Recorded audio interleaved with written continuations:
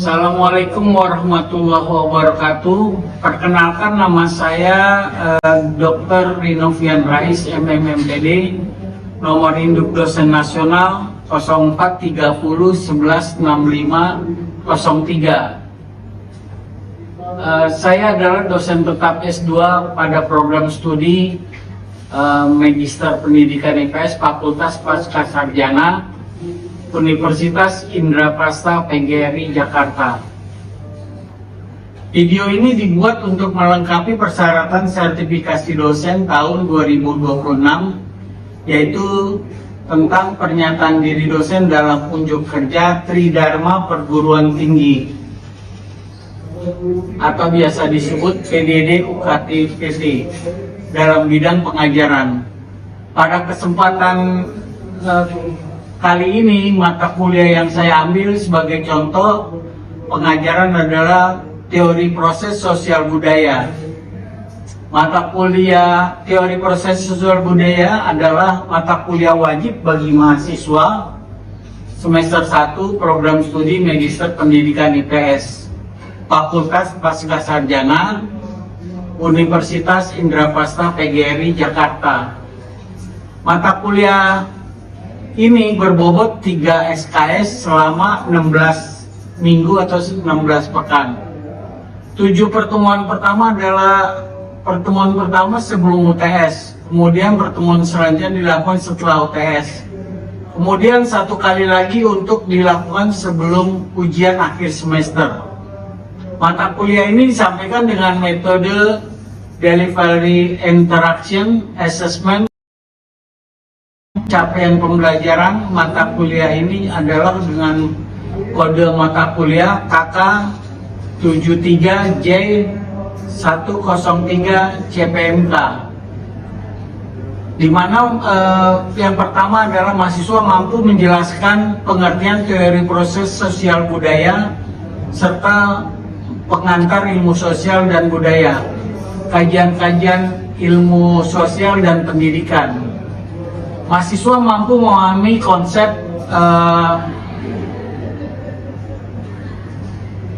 tentang proses sosial budaya, nilai sosial budaya dan aspek-aspeknya. Yang ketiga, mahasiswa mampu memaparkan tentang masyarakat dan keragaman budaya sebagai sistem sosial.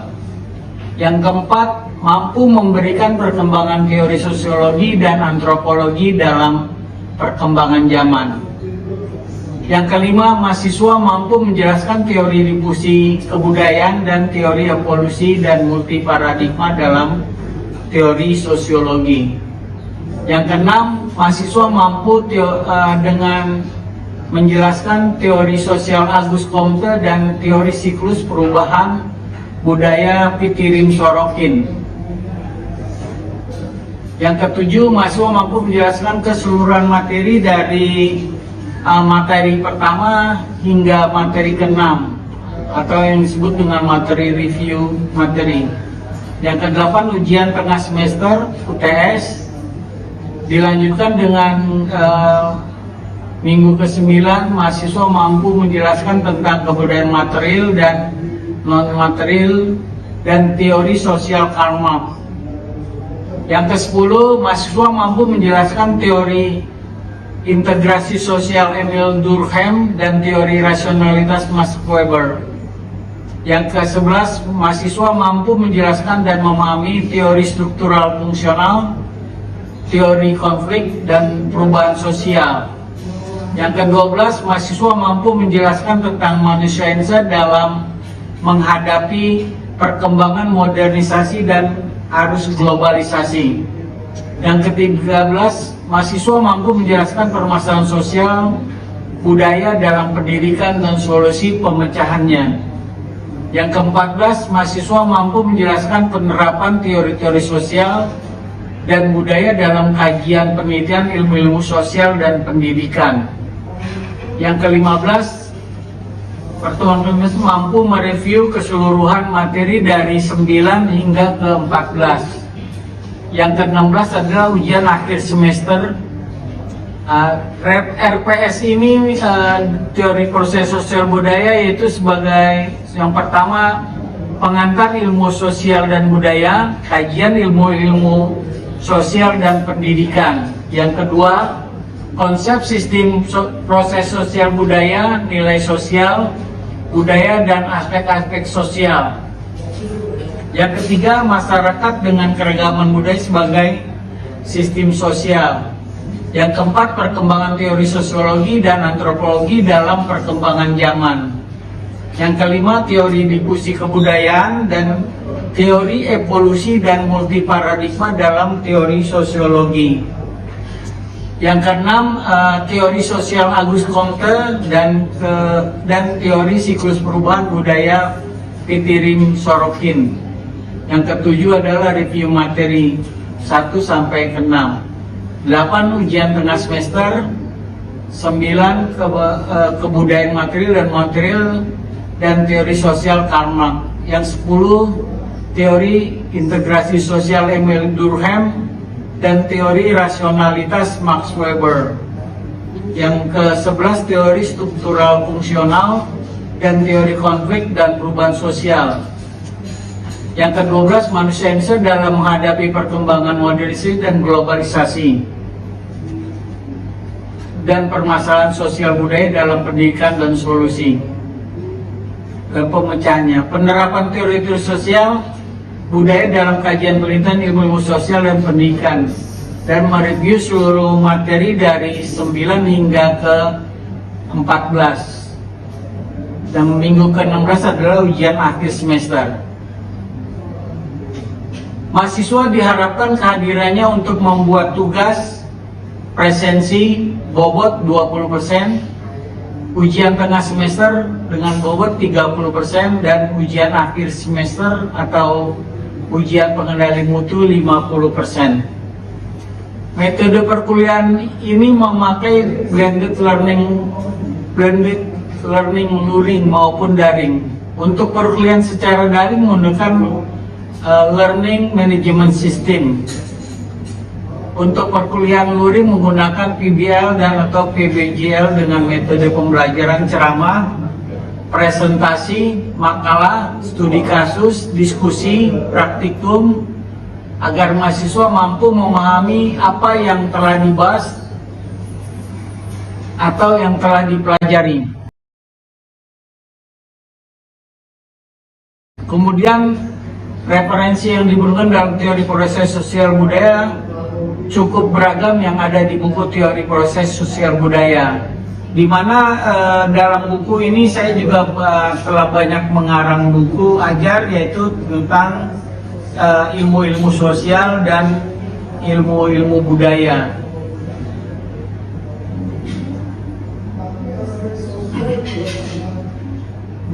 Dalam buku ilmu sosial dan budaya ini penerapannya dalam berbagai metode pembelajaran, baik dari teori proses sosial budaya dan ilmu sosial. Budaya lainnya di mana saya mempunyai beberapa karya yang tadi saya sebutkan dan juga untuk bisa dipahami oleh mahasiswa. Demikian informasi mata kuliah teori proses sosial budaya Universitas Indraprasta PGRI Jakarta. Berikut adalah cuplikan perkuliahan mata kuliah teori proses sosial budaya. Selamat menyaksikan video pembelajaran ini, semoga bermanfaat. Terima kasih. Billahi taufiq wal hidayah. Assalamualaikum warahmatullahi wabarakatuh.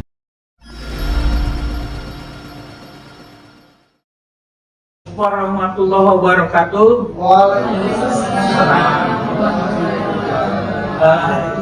Dalam pembelajaran mata kuliah teori proses sosial budaya, kita mengharapkan mahasiswa aktif dalam pembelajaran tanya jawab atau dengan metode ceramah atau dengan menggunakan PPT ini. Saya mengharapkan mahasiswa bisa lebih aktif lagi dalam proses pembelajaran teori proses sosial budaya ini. Kira-kira ada yang mau bertanya, siapa? Ya Pak. Ya.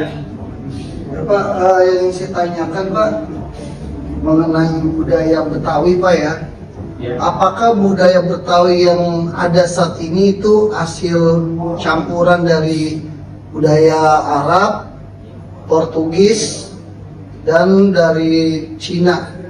Menurut Bapak, apakah itu campuran atau memang sudah ada dari awalnya seperti itu?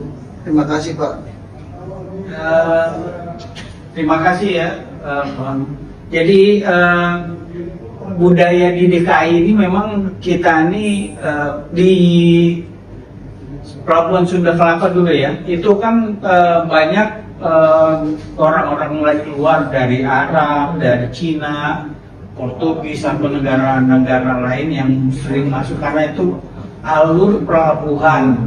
Memang di situ kita banyak nih gitu. Jadi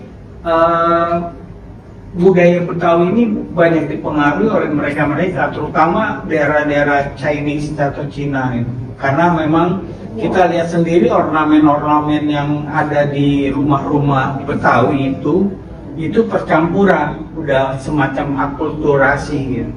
Jadi akulturasi dari negara-negara tersebut gitu.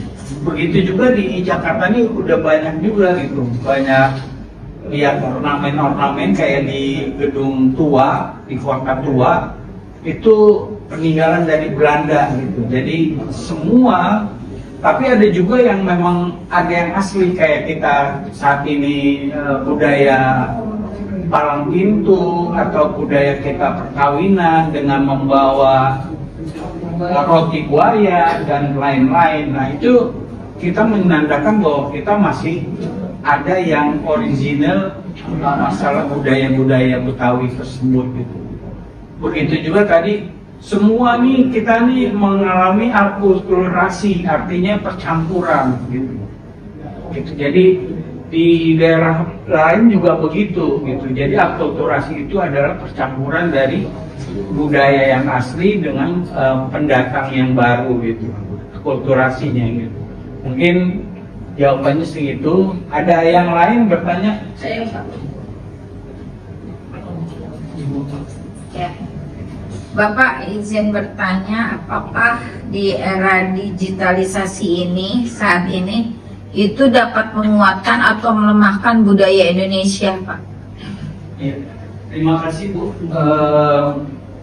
Jadi memang kita kan tadi yang saya sebutkan zamannya modern dan globalisasi Bu ya. Orangnya kita sekarang semakin berkembang pesat begini. Jadi apapun juga kita ini nggak bisa tinggal diam gitu. Artinya apa? Karena perkembangan zaman ini secara berubah terus. Karena kalau kita tidak merubah dengan perkembangan zaman, kita akan tertinggal gitu. Jadi mau nggak mau kita harus berubah dengan adanya apalagi sekarang zaman AI ya. Kalau kemarin masih Google, sekarang udah pakai artificial intelligence ini gitu. Maka kita harus mau nggak mau Bu, jadi ibu harus itu. Saya pun yang udah lama juga, udah berapa puluh tahun yang lalu, saya juga harus banyak belajar Bu dari ini gitu, dari hal-hal yang perkembangan zaman ini gitu. Karena sekarang dunia ini kita lebih dipermudah Bu dengan internet, dengan AI. Ibu apapun juga tinggal klik aja, bisa apapun yang ibu mau bisa dapat gitu. Itu yang saya inikan gitu. Makanya saya harap itu dengan adanya perkembangan zaman ini, memang sekarang kalau kita lihat sendiri anak-anak kita sendiri yang kaum Gen Z ini, Gen Z, itu dia lebih paham sekali gitu masalah teknologi daripada saya. Saya ini sebenarnya gaptek gitu nggak ini, tapi saya berusaha untuk mempelajari supaya bisa mengikuti apa yang ada pada perkembangan zaman modern dan globalisasi ini gitu. Jadi karena kalau kita dengan adanya era globalisasi itu dunia ini kita pegang, mau apapun juga ada gitu, mau ibu mau apa tinggal searching, tinggal lihat, tinggal dipermudah gitu.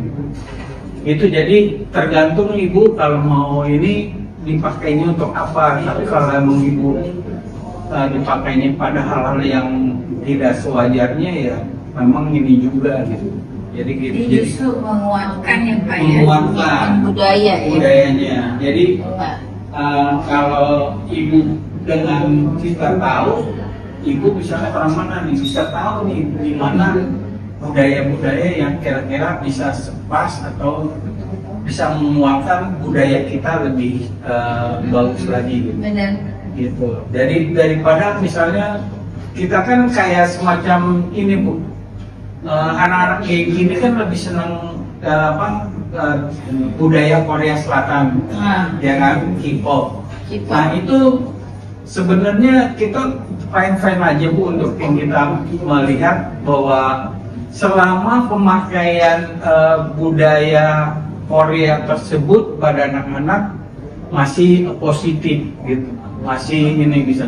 Tapi kalau seluruhnya diambil dengan budaya Korea, kita juga harus membatasi juga gitu, jangan full 100% gitu ya. Ya kalau bisa tadi bisa akulturasi, di matching dengan apa yang lain kayak gitu. Jadi semua budaya ini kalau diakulturasikan masih pada jalan yang benar bisa dilakukan ya. Mungkin itu. Siapa lagi mau bertanya?